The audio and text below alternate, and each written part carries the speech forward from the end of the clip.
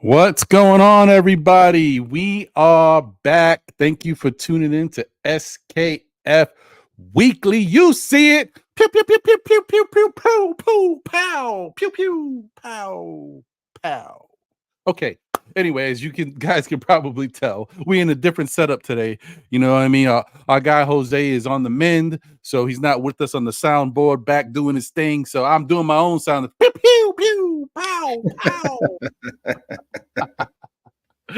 Sounds great, though. Sounds great, though. What's up, brother? How are you? This is, and good, once man. again, you guys should know this, but if you're new tuning in, I'm Ron. That's my brother John, and we also got my brother Jose. He's not here today, but you know, we here. Right? Yeah, man. I'm doing good, man. Excited to be here as always. Gonna chop it up. We got a game tonight, so I'm excited to talk about what we got going on. Yeah. I'm with you on that. Definitely excited to chop it up. I'm excited for this game. I'm a little, I don't know, man. Like we got to get back with these guys. They got us the last time, so I'm like, I don't know. I want to get this game, man. I want to get it. You're right. We'll see. Anyway, shout out to everybody tuning in. Appreciate y'all. I know y'all starting to come, flood in. I know it's a little busy too. There's obviously it's Monday. You know how that is. Plus, we got a Knick game tonight. It's a lot going on. So salute to y'all. Shout out to my guy Boulevard, a member of Still Knick fans. Appreciate you, Boulevard. Appreciate you. He's one half of the 718 boys, by the way. Him and my guy Corey Lee on the Blorange Tears Network Sundays at 10 a.m. And please, if you haven't already checked out their last show this past Sunday, they had the ladies from Two Knicks Chicks on. Diva Locks and Lady and the Chef. So it was a pretty dope episode. Really good conversation. Nice. Shout out to Just Knicks in the building. Salute. What's good? Appreciate you. Thank you for being here and rocking as always. Appreciate you. So, John, we're not doing our predictions because Jose's not around, but so far so good. I mean, it was turning out pretty good so far. You know what I mean? We right there. We got to get this one. Yeah, but we right there. Yeah. What would be the only thing that could maybe affect us getting this one tonight? I don't know. What is it? Oh, I don't know. Maybe the fact that OG Anunoby is out. Oh no, guys. No. Come on, man. Damn. Yeah, it's a tough one, man. What are we gonna do about this guy, John? I mean, I'm not that worried, but what are we gonna do about this guy? Yeah, man. It's I guess it's a part of the growing pains right now, right? Coming out of surgery, you're gonna test he's gonna test the injury out, and then there may be moments in time where he's, still feeling the effects of the surgery. So, I mean, from all signs speak to the surgery going well. That right. So I'm assuming that this is just part of the getting better. You know what I mean? Like where you start to activate it more because you haven't been playing with it. Now that you got the surgery, you're putting more, strain on the elbow. And that's just, part of the growing pains when it comes to getting healthy. You know what I mean? Yeah. I don't even know what the right words would be to say, you're just trying to get it healthy and you're going to feel the effects of it. It's similar with any sort of, any strain. If you have a strain and you work, you kind of let the strain heal. And then when you get back at it, you're not 100%. So, maybe you start to feel the effects of it. You may feel a little pain here and there, but for the most part, I think it's just a part of what he has to go through in order to get fully healthy. And again, he's probably not going to play healthy for the rest of the year. He's just going to be dealing with it. You know what I mean? Not 100%, but I'll take 60. I'll take 60%. You can see what he just does in general, just being on the court, how much it affects the game and how it looks like the offense, the defense, everything looks good with OG Anunoby, placed in that starting rotation. So I'll take whatever I can get from him, man. Who am I to argue with you? I agree with you 100% because this guy. One thing I will say about OG Anunoby, like John says, to echo his sentiments, like when he's out there, he makes a difference, man. He don't have to. I mean, I want to say he don't have to do much because what he does is just comes. It looks like it comes naturally, but it affects this team, man. They play winning basketball when he's out there. It's just so solid. You know what I mean? I think the other thing is I think the team, now that they played with him and I think they feel confident when he's out there on the floor. I think they feel better about what they're going up against. It's because he also takes up a lot of space, right? He just knows where to be on the defensive side. And then he's always running on transition. Like he's never, you know what I mean? Like he's either getting to the fast break or, activating the fast break with a steal or, a deflection or something, so he's always around. And I think that's the key. Right. You can trust him to be where he needs to be. And when you have trust on the basketball court, especially on the defensive side, you could do, you feel like you're unstoppable as a team. So it looked that way the last 2 games, actually. So. Yeah, and the other thing about him too, I mean, we do talk about his defense all the time because it's so stellar, it's so top notch, especially when he's 100% healthy. But it's also the fact that offensively, like he gives you that corner 3 type of guy who can knock it down. Sometimes he can move around the court and knock down other shots. But it's also his ability to cut. Like, Tom Thibodeau's offense has always been one of those where people criticize him for his offenses being vanilla, right? But sometimes when and shout out to a bunch of different people, Freezy, Sim, I know others have pointed out the Queen, Steph. Right. I know Josh. Josh too. But how he runs his different sets. His sets are not that different from a lot of teams in the NBA. Actually, most teams in the NBA use similar packages. It's just what you do, off of those packages, right? To change how it looks. But I guess in the case when it comes to Tibbs, it's about the players, right? It's about the players being instinctual and doing the right things. Like OG Anunoby, as soon as he came here, he didn't know the offense, so he started cutting. Mm-hmm. But that cutting is something we needed. We missed that cut. We don't have guys that would instinctually. Oh, shout out to Dante DiVincenzo, he does it. Time to time, and Josh Hart, yeah. But OG is like hit him when he's out there. The ball with Hartenstein with all it's moving. So it's a big help. It's a big help. It's a big difference when you have the talent, right? And talent speaks volume, especially in the NBA. Like you could be a very competitive team without talent, just by playing hard and being well coached. But talent will take you over the top, and you can see it. Once we brought in the talent of OG Anunoby and even Precious Achiuwa at times, you notice that their impact is that much greater when they're on this team and around and some teammates that they are surrounded by. So, like I said, I'm looking forward to them continuing to play well. I don't think OG is going to drop off again. I think what I meant to say earlier was I think this is a part of the recovery where he's going to deal with this pain. And so I just see him progressively getting better. And then we may give him, some days off. And then when it's playoff time, it's go 100% of the time. You know what I mean? Until you can't go no more. And I think we're going to get the same results once we get Randall back. I think it's going to be this sort of same nuance where he's going to play a couple of games, and then they're going to give him some rest and then bring him back until the playoffs. And hopefully he gets enough time to do so. And so same goes for Mitch Robinson. Like the hope is that they get enough time to come in, play a few games, rest a game, then come back and play a few more games. You know what I mean? And then by then it's probably playoff push. So at least that's the hope. We get 10 games with those guys. Right. I mean, yeah, that would be great if we can get at least 10 games with these guys. There was some news that came out recently. I guess Mitchell Robinson had mentioned that obviously he's excited to be working on his on his way back to full health and be able to join the team. But the other thing is that he said that he doesn't mind coming off the bench.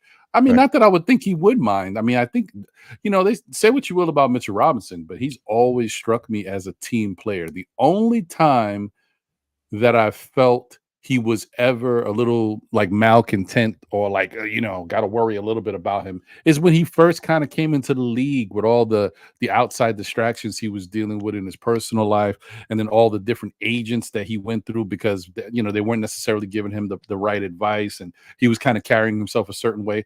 But once that stuff started to calm down in his personal life, and once he got rid of that fourth agent and went with the fifth guy, he has been like a model citizen. He's like 100% straight and narrow, mature, playing great basketball, working out, and instead of working out on things that he may never really do. Like we used to see Mitchell Robinson every summer working on 3-point shots, crossing over, back down spins. I'm like, come on, Mitch. Like, when? So this past offseason, he was doing the little things, but he started working on his defensive stuff, his footwork, getting into passing lanes, getting aggressive with his hands. And look at it, paid dividends, bro. He was off to his best start ever as a New York Knick. Yeah. I mean, listen, he's going to be a guy who we're going to need. You know what I mean? And I think you're right. He's matured a lot, and I think a part of it was that the Knicks front office also gave him an opportunity with this team current, right? Like he wanted a certain amount of money. They were willing to give him what he was asking for.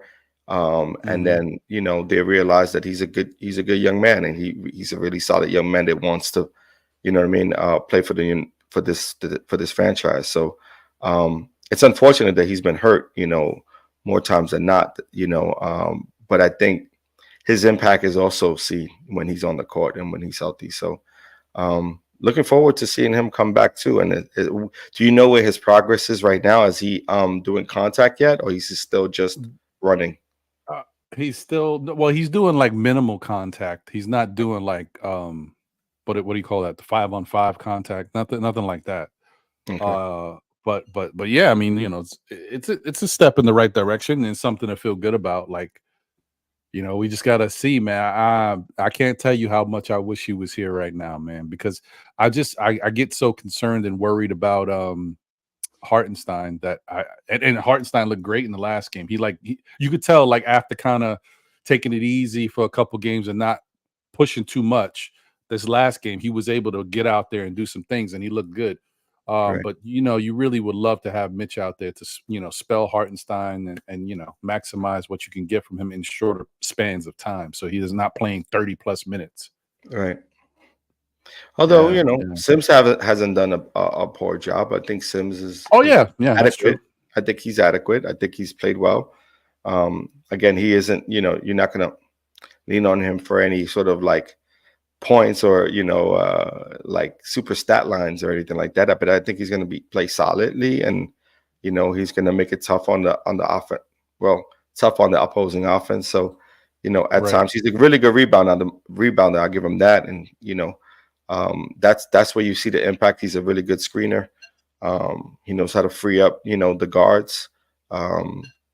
But I think overall, I think you're right, though, when it comes to like Mitchell Robinson, that impact is not the same, right? It's a different sort of impact that you get with a Mitch Robinson versus a Sims. And we're going to need it, man. We're going to need it. I'm excited about it. I'm just hoping that both him and Julius progress, and we get to a point where we ain't, we're fully loaded going into the playoffs. You know what I mean? We have a full squad, and the Knicks fandom could turn up, and you know what I'm saying? So I'm looking forward to that, man. I'm like counting down the days. I think we got how many games we got left in the season? Is it like 16, 17? It's 15, I believe. 15. But let me double check. Yeah. Let me double check. I think it's 15 now. We're closing in, man. So it's kind of, I was just talking about it. Oh, I didn't mean to cut you off, John, but I was just kind of talking about it's kind of sad that the season's almost over, bro.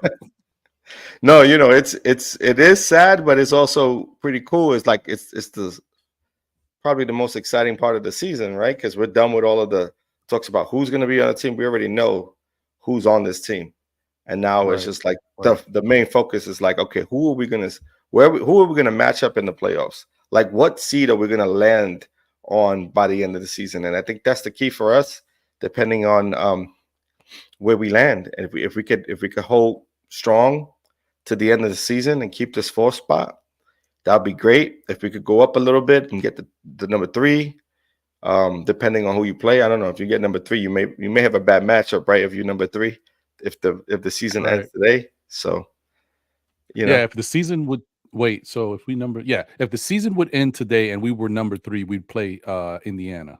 Yeah, that's a tough matchup. I think we could win with a full team, but that is a tough matchup. And then the flip side is most likely when it the way things are going, if you just look at the standings, unless a collapse happens, most likely the Knicks are either going to play Indiana or Orlando in the first round. That's what it's looking like. Yeah. But we'll see. I don't know what matchup you would prefer if it was between the two. I know a lot of people. I get a lot of people a little concerned about Indiana, like because Indiana plays as tough, and Orlando could play as tough as well. I actually probably would. I don't care if we play either one if we got a full squad or at least most of the guys. You know what I mean? But I'm ready for Indiana, man. I'll take on Indiana. I don't mind Orlando either, but I really ain't worried about Orlando, to be honest, because I just think that we've already proven when we got our guys out there, we can beat them. Even the last time we didn't have our guys really, we still beat them. But I think with our guys, we could easily beat Orlando. Indiana's a little trickier because they got some guys that step up and play big time. But I would love the matchup, and I think we handled them easily, especially with OG out there. And give us either one or two. If we get either Mitch or Julius, I think that's enough to handle Indiana without a problem. So, now I'm looking at the Magic. I'm not trying to have the hardest road to the championship. I want to be able to I don't think we'll sweep like Orlando. I think they play us really well, but I think we'll get the better of that team in a 7-game series where with the Pacers, I'll be concerned that we wouldn't have an answer for, I don't know. I just there's something about the way Halliburton plays that I don't know if we'll have an answer for the way he plays and how he kicks the ball out. And then with a healthy Mathurin, it's going to be a physical game. It's going to be a tough game. Well, especially when they run. Out.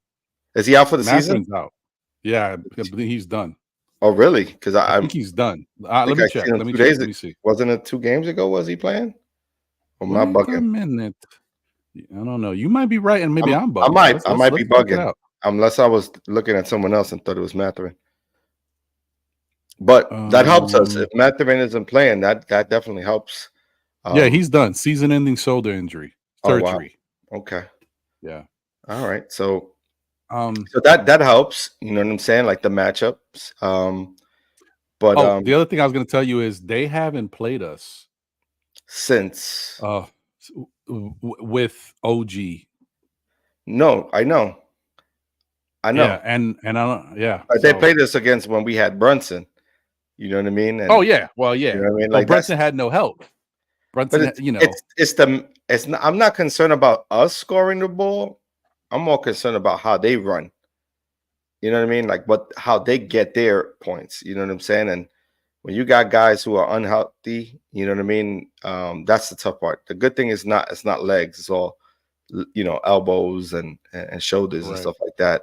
Ankle for outside of Mitchell Robinson. But I don't know, man. I wouldn't want to see that matchup in the first round. I want to see I hear you. I want to see I want to see us get an opportunity to get some games in and then start like maximizing our play, in the second round. But that first round, I would prefer to see the Magic.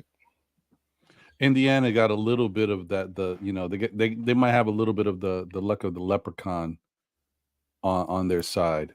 So to me, that's a little, but I'm still not. You know why? Because I feel like when we played them, we just never had the proper defenders to stop some of their key pieces. And so with OG being out there, if you got Mitch guarding the middle, as soon as anybody comes in the paint, it's a wrap.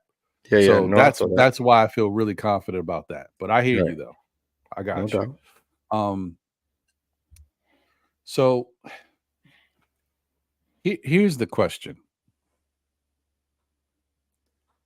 What we've noticed with OG Anunoby coming back, and shout out to the chat. See y'all. Appreciate you. Paris Doug is in the house. Was good. He said Glassjaw season. Oh man. Kareem Grant is here. What's good, twin? 19 Con Man is in the building. Walter Blackman is here. He said, how you doing, Ron and John? My guy, Jigga Man Porto is in the building. Let me see if I can do my best Porto. Let's go, Porto! That's good, man. What up, brother? Morning Brew Sports is in the building. Salute to you guys as always. Always and Johnny Davis is here. Salute, Johnny. Salute. Appreciate you. So here's the thing. Johnny, it's an interesting thought. He said, makes you wonder if this surgery for OG was more than we thought. But yeah, whatever we can get is a plus. I agree. Here's my question. So now that we've noticed that OG came back, and he's been very effective with him coming back, but some people are saying maybe we rushed him. Maybe he shouldn't have come back. So I'm going to flip it to you. Do you think that the Julius Randle stuff is a little concerning, that maybe we're rushing him to come back? Because his injury is even worse than OG's, and he know it's going to be very sensitive. He's going to have to figure out how to play with it. Right. You think maybe we should just like hold him out until the very last minute? You know what I mean? Like that he's, well, I think the other thing I'm wondering is he's still like, because you know that whole thing about playoff eligibility, like you got to that's another thing. Games. Yeah, or at least play up until some point in the season. He's got to be back on the roster. So I mean, maybe we should hold him off until whatever that point is. I don't know. I'm just a little worried about Julius, bro. I mean, I wouldn't hold him out to the very end of that, because you're gonna need games played, right, in order to get ready for the playoffs. So he's gonna have to test it at some point. I mean, I don't know, man. I mean, I think you're talking about a professional team, right? It's a professional league, professional team, professional doctors and trainers and yada, yada, yada, right? Like you got all these professionals in their positions. I think you could just gotta, as a fan base, we just gotta lean on the expertise of the Knicks and hope and pray that they have the players' best interest at heart, right? Meaning that they wouldn't put him out there just to win games. Meaning like they wouldn't want to, jeopardize his career pretty much, right? Like you wouldn't want, a front office of any kind or any part of the administration, to hurt their players. That's a commodity, right? The players are a commodity. So you want to treat them as such. And Julius being probably our first in a very long time, all-star caliber player, why would we want to mess that up, especially if he's up for contract, right? Like negotiations again, right? You want to be able to have him at his prime years, and you want to be able to like save him from himself, right? Because I think the players themselves sometimes don't have that switch where they can say, I need to protect my career. They're just focused on, I want to play because I want to make X amount of money. And if I don't play, that's going to affect the bag. So I think we got to lean to the professionals, right? And hope that and pray that, the Knicks front office and the staff, they have his best interests at heart, and they give him every opportunity to come back, but come back healthy as he can be, for these playoffs. So I don't want to, put anything, negative in the air when it comes to like that sort of stuff. You know what I mean? I hear you. Yeah, I mean, listen, at this point, we just need some good luck. You know what I mean? Because we've got a taste of a lot of bad luck. We just need some good luck in our favor, and we'll go from there. As long as these players have a chance to be out there and play with, play together, then the rest of the NBA better watch out. Because I was thinking the other day on Saturday's show, I was talking about the fact that, John, I think, honestly, I mean, I've already said this, like people know who the perennial powerhouses are right now. Denver is a monster. But sometimes they can lose here and there. They're not perfect, but Boston has been monstrous, like 30-3 at home and whatever they've been doing, and incredible basketball. And like they got 8 or 9 guys all shooting over 35 or 36% from three. Most of them are shooting over 37. But that being said, I still kind of feel like if you look at these teams top to bottom, and if all the rosters are healthy, the Knicks are the biggest and best defensive team in the NBA. Everybody's healthy. Nobody plays defense like the New York Knicks with regards to the style, the physicality, and making guys on the other opposing team uncomfortable with Tom Thibodeau's system. Because this is when it shines, when he's got the horses, when he's got all these guys together. I just think that anything can happen, bro. Like if all these guys are healthy and they can play at least 85%, all of them. I think I don't think the teams have accounted for it. I think a lot of teams have built up, added a defensive piece here and there, but I think a lot of teams has built up offensively. Where the Knicks, they've added a little offense, but for the most part, they've built up defensively. And I just think that that's like the X factor. How do you feel about that? Yeah, I would have to agree. I think we're a threat to everyone in the East, and definitely, if we get out of the East, we'll be a threat to any team out in the West, especially if we're healthy. I think the key factor is health. That's it. I think we figured out everything else. I think every player that we have has their niche on this team. They understand what their role is. And Tibbs understands the players that he has and what rotation he wants to run with at any given moment. I think it's just a matter of time for us, and if we can get healthy, then sky's the limit. If we don't get healthy, depending on who isn't back, will depend on like how far we get to go. You know what I mean? Outside of like Brunson and his play, because that's going to be key. Allowing us to be healthy in order to get the pressure off of Brunson is key. So Julius getting back or having OG on the floor is key. So that's the ideal. But I don't know if we get anywhere further if we aren't healthy. If OG for whatever reason has to take it easy and can't play in the playoffs as we want him to, and the same goes for Randall, I think we're in big trouble. Yeah, that's.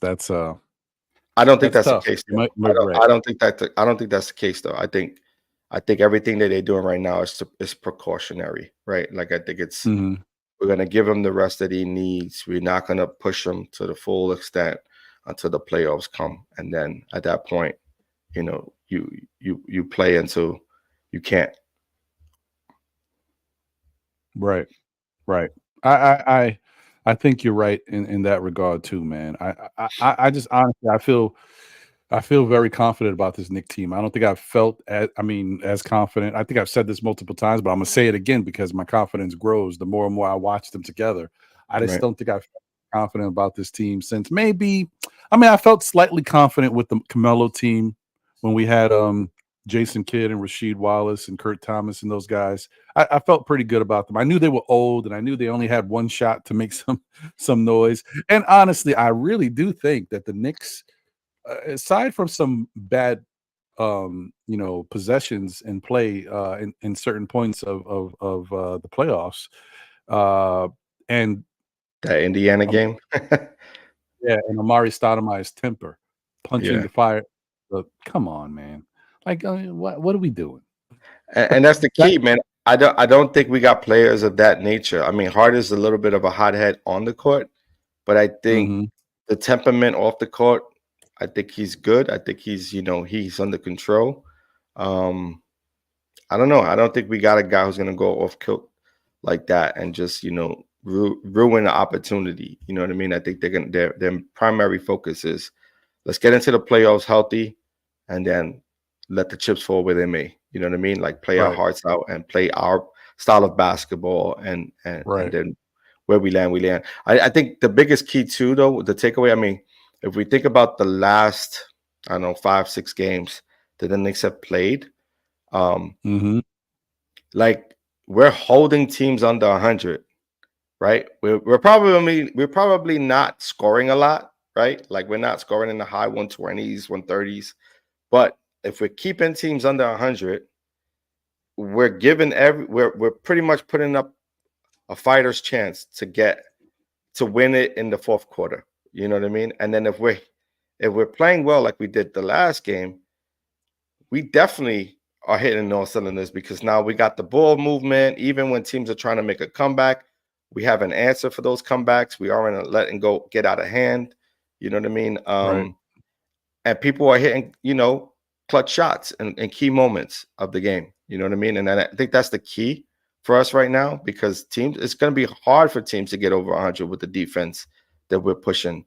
And also, after the All-Star game, it looks like they've, the whistle's not, so prevalent anymore. It's almost like the officiating is becoming more like, lenient when they're allowing them to play through contact. Maybe they're also sort of priming for the playoffs as well. Could be. So I think that's going to work in our favor. You know what I'm saying? And so that's the key. If that continues to be the case, the Knicks can play their style of basketball. It's going to be into our favor, and you're going to see a lot more games like we have. I mean, if we come out to tonight's game in that same vein, and we hold the Warriors under 100 points, that'll speak volume. That'll speak. Even if we lose, that would be huge. Yeah. Even if we lose, I'm with you on that. Even if we lose and we keep them under 100, I think that speaks volume. Yeah. And I think that not only does it speak volume, John, but I think it starts to worry the rest of the league, especially playoff teams that we may have to. They're like, yo, all right, the Knicks, it's a couple games here and there. Okay, but no, they're doing it against everybody. So, and then when you already know playoff intensity, everything calms down. So if you already got a team coming in holding teams to less than 100 points, you get into the playoffs. The Knicks should have in their locker room a Jonathan Kuminga sort of reel going back to back the way he was showcasing in the last game. Like I would be playing, I would be rewinding that, rewatching that, and like motivating myself for tonight's game because you're not going to allow that young boy to do that again. Like you just can't. No. You know what I mean? So I mean, it stinks that we don't have OG, bro, because OG definitely would help lock that young boy down. But no doubt. But you got Achua and you got Hart. So it's like those two guys got to take it personally. I don't know how much Hartenstein's going to be able to play against Kuminga, but Kuminga's their 4, right? Or their 3. He's kind of like he's their 3. He's their 3. So whoever's up on him, man, they just got to press him. Got to press him, make him work for it. The one thing we can't do is allow for Bogey to be the matchup. Bogey isn't fast enough. That's just that's just a given. But you could put Bogey against him on the offensive side, and hopefully give him some trouble from the offensive side, so he can play some defense.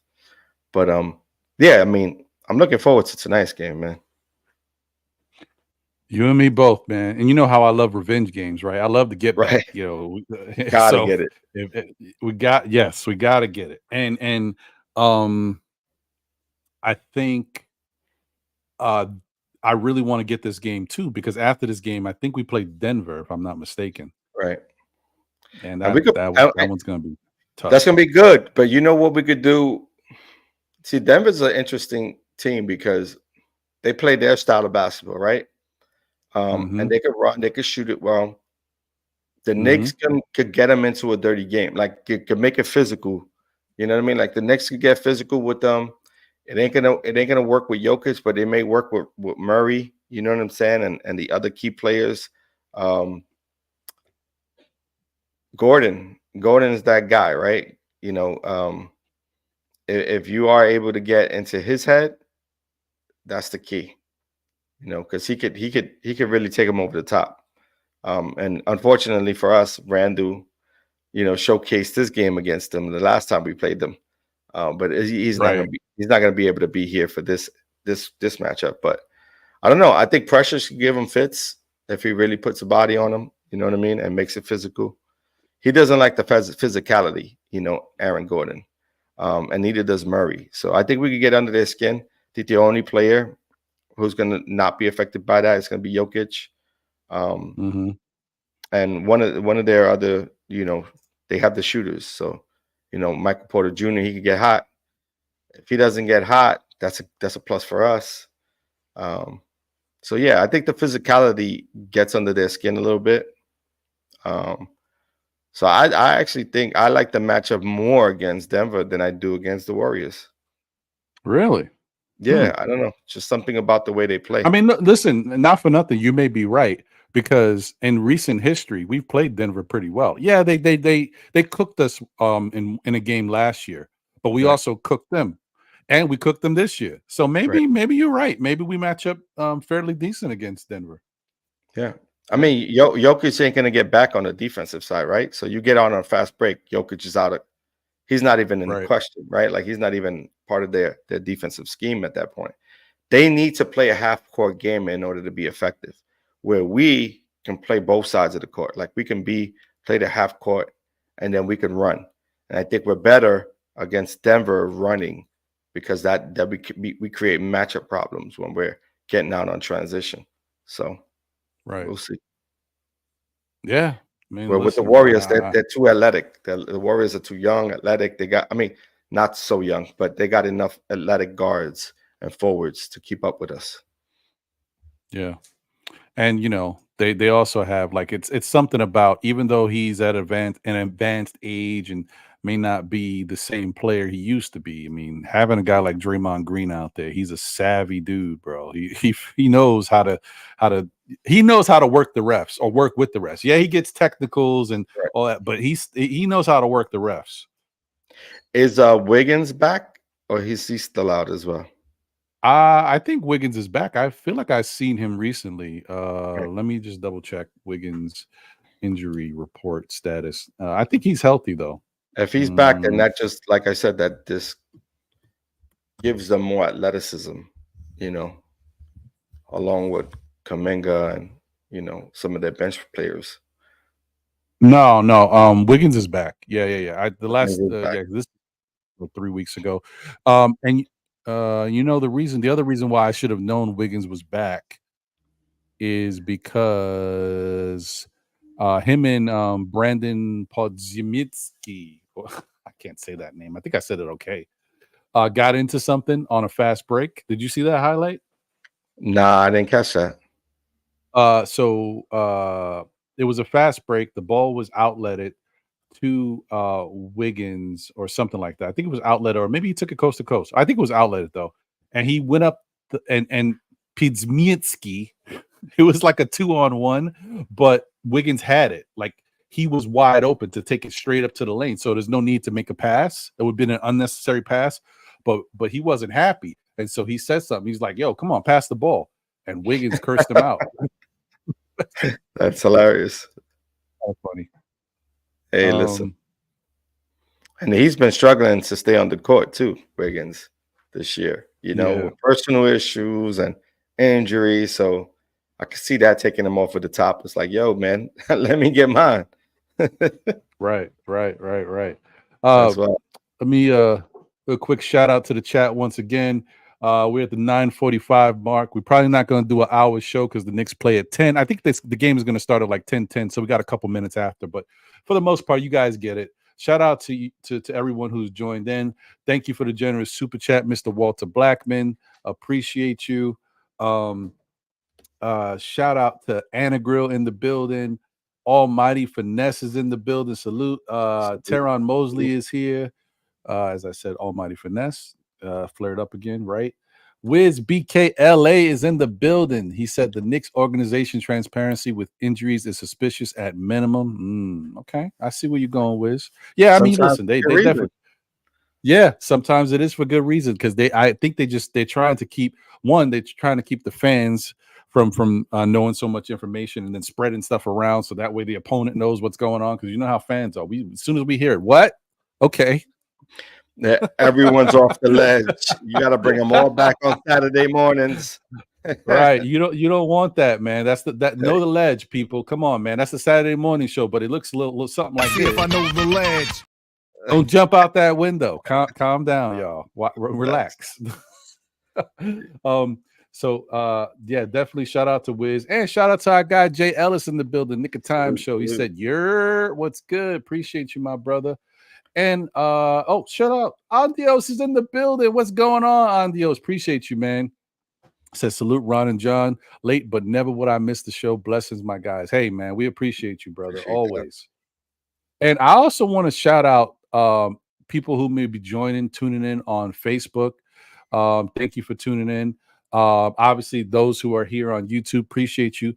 And shout out to the Twitter folks. The Twitter folks rolling deep out here. Appreciate y'all. Oh, my bad.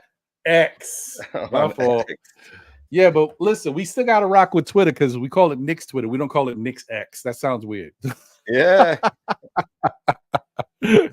Shout out to y'all, man. 147 of y'all are tuned in right here on Knicks Twitter X. So appreciate y'all. Salute. Can you imagine if the Knicks front office was like transparent with everything that's going on? And they got to like Knicks Twitter Spaces, they will be going bananas. It will be crazy, bro. You know, Knicks Twitter don't miss a beat, man. Knicks Twitter will be on it and forget about it.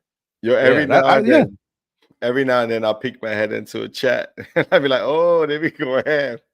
I'm like, nah, that's too crazy for me, man. I can't.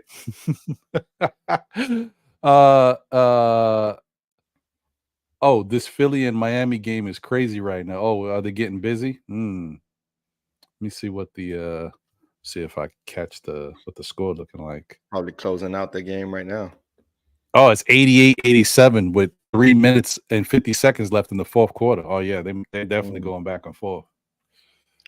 Who should we be rooting for in this one? That's the crazy part. Like if Miami loses, did that take them? Like, does it matter, or would we prefer Philly, right, to lose? I guess technically we prefer Miami because they're a little lower in the standings than Philly. But you want Miami to win. It don't matter right? either way. Philly's a little closer to us. Yeah, Philly's a little closer to us. So I guess It don't matter. They both going in the direction I want them to go and stay down there. Although Miami is actually, you know what? Maybe Philly. I don't know because you know. Yeah, Miami. I don't Miami know. Hot. Yeah, they get hot and then it's a wrap. maybe Miami needs to catch that L. I don't know. You don't want them to gain any more confidence, right? Yeah. It's the opposite because they're both tied. Yeah, you want 76ers to take this one. Yeah. Okay. Let's get 76ers to get this win. Because they're both tied, and Miami got a 2-game winning streak, and they haven't. Well, they've been progressing upwards. So, and the 76ers are dropping. So let's get the 76ers a win here. That works for me. I'm with you on that. We'll take that. Yeah, it doesn't matter. Both of them can just keep beating up on each other, throughout the rest of whatever's left in the season. No, but look, Jay Ellis made a good point there. I say Philly. He says we own the Philly tiebreaker. So yeah, you're right. Yeah, let's go there. Get Philly to win. Okay, there you go.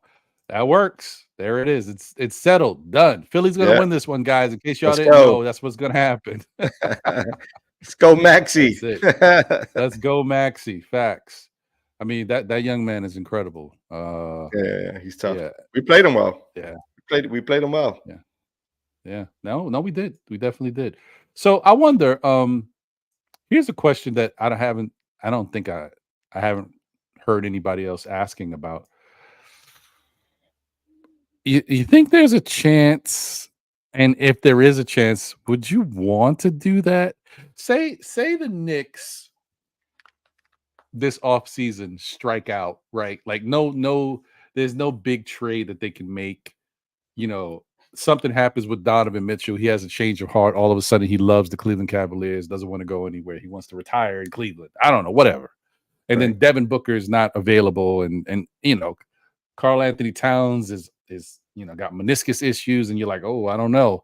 Joel Embiid is not necessarily ready to go anywhere. And unless Milwaukee were to get knocked out in the first round, most likely Giannis is still happy over there. And they run it back. Say they were to strike out and nothing really presented itself. You think the Knicks would try to pursue Emmanuel quickly?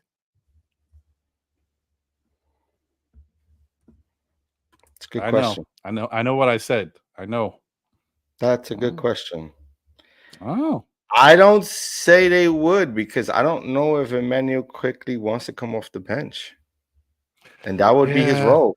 He wouldn't be a starter with the Knicks. That's the thing. He would.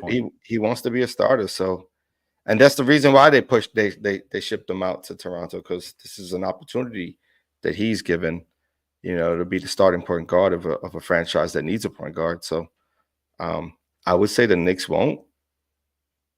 I think they sort of closed that chapter, unless some serious injury plagues us. DiVincenzo goes down, and some other key players. But if everyone's still healthy, I don't see it. I don't see us going after quickly again. You're probably right. And Nick of Time Show. Shout out to Freeman 48. What's good? Appreciate you, brother. But Jay Ellis was like, yeah, and he wants $30 million. He wants starting money. That's that thing. Yeah. He wants starting money, and for good reason. Look, he's getting an opportunity if he's showing it. I mean, I haven't really tracked what he's been doing with Toronto. But I'm assuming he's still solid. So yeah, we'll see. I'm just saying, in the end, in a weird situation, in a weird scenario, and now, but he doesn't have the height that you like, right? But in a weird scenario, if Burks is going to walk, because we're not going to re-up him, but Bogey could be sent to Toronto in a sign and trade for Quickly. I don't see that though, because you need the height. I don't like it either, because Quickly doesn't want that. And I also think that if you want to see the best of Quickly, he needs to be a starter. Yeah, absolutely. I could see us moving away from Bogdanovich in a different sort of package, Okay. Because I mean, what we got, we signed Shake for what this year, and then he's not even. Yeah, he's out of here too. He's off the books as well. He's out of here too. You could potentially package whoever, if they wanted to hold them in order to retrade him and package him out with Bogey, depending. I know Burks is going to go and find free agency. That's his best option. But someone like Shake, who hasn't had an opportunity to play the rest of the season, you may have to sign him to some sort of minimum or something and then package him out. Because he's not going to see no playing time. Not with this team. At least not right now. Yeah. Jay Ellis said he had 17 assists, 9 rebounds in a game a few weeks ago. Yeah, I mean, listen, when you give, that's the thing. That's how the NBA works. These guys are good guys. You put them in certain roles, and if they show you ability to do good in those roles, great. But when you give them starter minutes, they start to take off. And I do believe that Quickly, if a couple years as a starter, he'll start to develop into a Maxey type player. Not Maxey, because Maxey's better than him. It is what it is. It just Maxey is not. There's a question on the defensive side though. Quickly gives you more than Maxey does on the defensive side. That's a good point. So good point. Listen, depends on what you're looking for. You know what I mean? I mean, Maxey's a solid player, solid shooter. They have very similar games. There's a reason why Kentucky played them together. You know what I'm saying? And that's mostly because Quickly can play some defense. Quickly was able to pick up where Maxey couldn't. So that was why they played them in tandem. So him having the opportunity to be a starting point guard there, he maximized his strengths, over there with that team. So I don't know. I mean, you see his rebounding, 9 rebounds, 17 assists. You don't really see that. That's quality for a point guard. True. Shout out to King Ribby in the building. Salute, King Ribby. Appreciate you, brother. I always say one thing about Emmanuel Quickly. For a guard that's 6'3", 6'4", whatever you want to call him, he's a pretty good rebounder for his height too. Oh yeah. Yeah. And he's probably got the slickest nickname in the game, IQ. Yeah. Come on, man. That's the starter's nickname right there. That's a fact. So listen, guys, we're wrapping up, getting close to conclusion. That Knick and Warrior game is about to get going soon. But before we get up out of here, let's do our quick little recap of the games that took place this week. It's been a positive week for the Knicks. I felt good about it. John felt good about it. Win. Win. Yeah. You know what we do? We win. You know what I mean? First up on the docket was the Knicks versus the Philadelphia 76ers. Yeah, baby. New York Knicks defeat Philadelphia 106-79. Gave them the business. That's right. Our guy, Josh Hart, was on fire in that game. Incredible game, 20 points, 10 assists, 19 rebounds. Just an incredible performance by him. And the Knicks in total really locked down the Philadelphia 76ers. Their best player was Kelly Oubre, Mr. Big Mouth himself. But, I will say at least for a guy who talks so much, he plays. I will give him that. He got game. He got game. He got game. And I wouldn't have been mad. There were moments where we argued whether Barrett or Oubre was better. Remember? I know. Yeah, I knew you were going there because it's true, bro. Because sidebar guys, if y'all look at Kelly Oubre's numbers closely to RJ Barrett's, you see a lot of similarities. Just very much, very, very similar. Yeah. So, but that was the game, man. And Philly got the beats after us having a horrible game that we attended in person. And we lost to them 79-73. This time around, we gave them the justice that we needed to give them. 106-79. It was a great victory, one that was well deserved for these New York Knicks.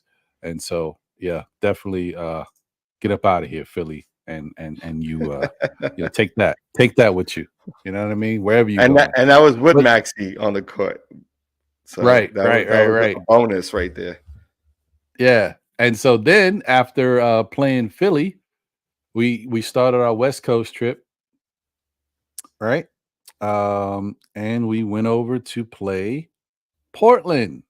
That's right. Another victory for these New York Knickerbockers, man. Now this one, I will say it was it could have been a little bit more convincing because Portland had a bunch of, names that not many people are familiar with out there. I mean, DeAndre Ayton got busy. But in the end, the Knicks wound up winning 105-93 in a game that wasn't a blowout. I will say that each time the Knicks did get a nice lead, 15-20, whatever amount of points it was, Portland found a way to get back into it, cut it to 10 or something like that. They kept chipping away, but we had enough to hold them off, behind the incredible play of Jalen Brunson, who, listen. He dropped a 40 piece and we needed it, dropped 45 on him. So shout out to Jalen for everything that he did in that game. Appreciate him. And then most recently, y'all know we played Sacktown. And I gotta tell you, John, there's outside of the Garden, there's probably only two other places that I would think if I was a player, I'd love to play. And as a fan, I'd love to be. One is the Golden State Arena. I don't know what the name of it is. When they're rocking and rolling, that place is pretty crazy. But even higher than them, I feel like Sacktown, that arena, they have always had a fun arena. It's always crazy there. Especially when they got a good team. When they got a solid team and they're grooving, they got a nice atmosphere. They really surround themselves around the players, like the coach are there, and then they're not like some were saying that light was sort of gimmicky, but I don't find it to be gimmicky. I think I kind of dig it. I kind of dig that they have sort of a thing.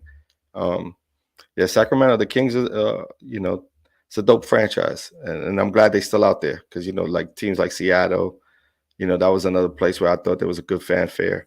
But yeah, the Kings are solid, man. And they got a solid team over there. I mean, that game was rugged, man. That game was like playoff intensity rugged. Like they were going after it. You know what I'm saying? Sac will come up. Like the Knicks will have a lead, and Sac will tie it up and take a small little lead, and then the Knicks will come back, tie it up, take the lead. It was nice. It was good to see, man. Yeah, it was definitely a good game to watch. Right. JLS facts. It was Brooklyn is not on the list.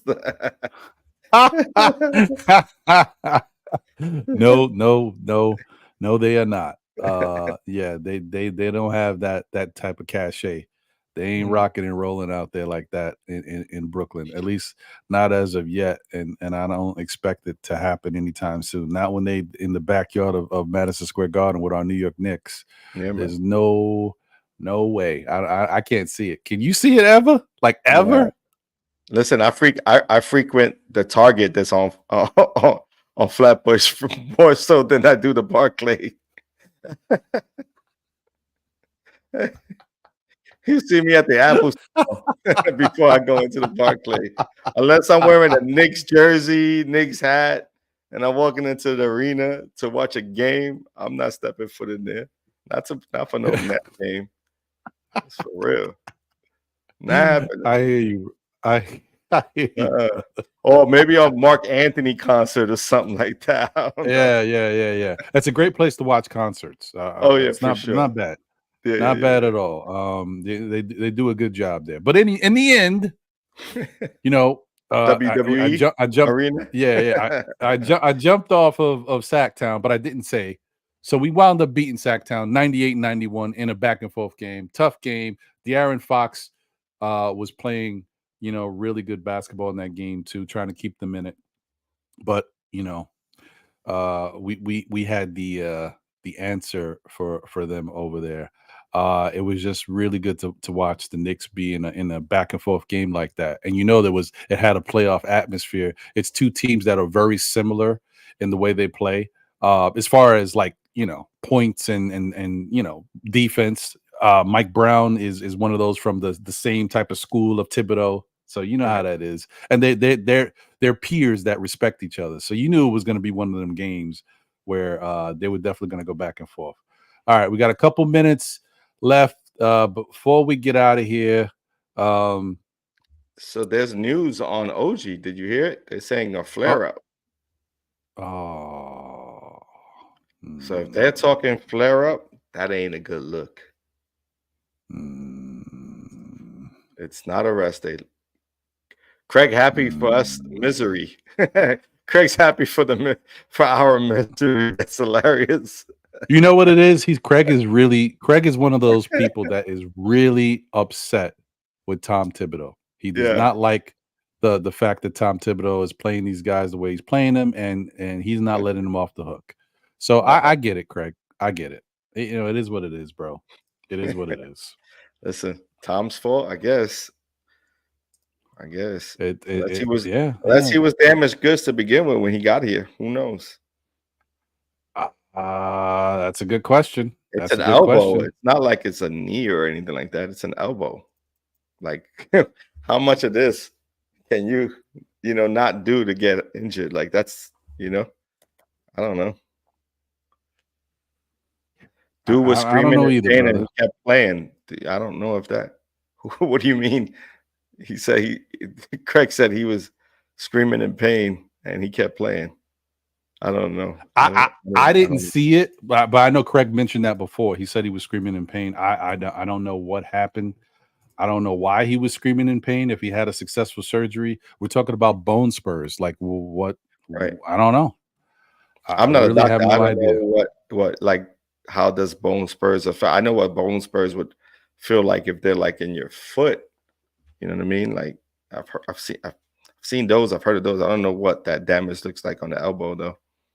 A flare up, don't worry. Right. Tom Thibodeau will still play Delano Steele. Play him as long as the arm isn't ripped off the bone. DSJ, come on, man. Y'all are going in tonight, folks. Yeah. Oh man. Damn, it's a rough crowd. Man. Hey, listen, Tom Thibodeau's getting no love. You get paid to play. Get paid to play. You better get out there. All right, now time to bring Julius back. Let's go. It's a fact, man. We might need Julius now, man. It's getting crazy. It's getting Put crazy. Him out there. He only got one arm. So what? We pay to play. You want to get paid, you got to play. That's crazy. Sheesh. Yo, it's a tough crowd, tough room. All right, well, hey, guys, listen. You know how we do.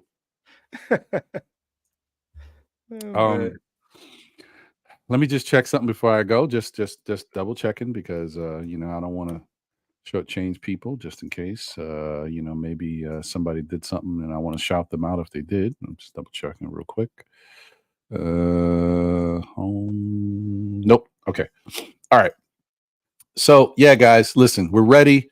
The game is starting now. I believe did it tip yet? I think it's on already. Okay, cool. All right, guys. Well, we want you to be able to enjoy the game and enjoy this Knick victory that's about to happen. Let's go. Thank you guys for tuning in, and we appreciate everybody. Shout out to DKEJ21. I've never seen you in the chat before. Thank you for being here. I hope you enjoy yourself. Smash that like button if you guys haven't already, man. And to all of those who may be tuned in on X or Twitter, whatever you want to call it, definitely appreciate you guys. Thank you for supporting and rocking with us.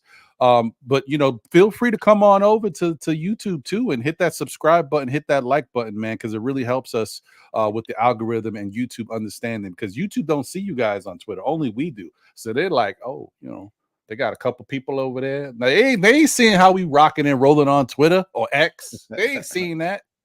Anyway, appreciate you guys. Once again, have a great rest of your night. Let's go, Knicks. John, final words real quick. Yeah, man, as always, peace and blessings to all of you out there. Stay healthy, stay safe, and looking forward to the next one.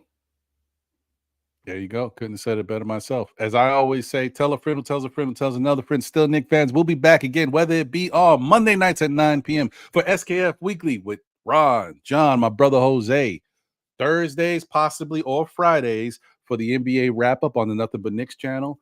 And we also got the wrap-up on the Front Stoop channel, either on Thursday or Friday, depending on when the Knicks play. And then not to last but not least, we got Know the Ledge at 11:30 a.m. on Saturdays with yours truly. I'm going to talk you off the ledge. You already seen what happens when you jump out the window. Don't let that be you. All right, guys. Thank y'all for tuning in. Let's go, Knicks. Let's get this victory. We out of here. I almost hit the wrong intro. I almost hit my Know the Ledge intro. Know the Ledge. Come on, man. My bad. We out. My fault.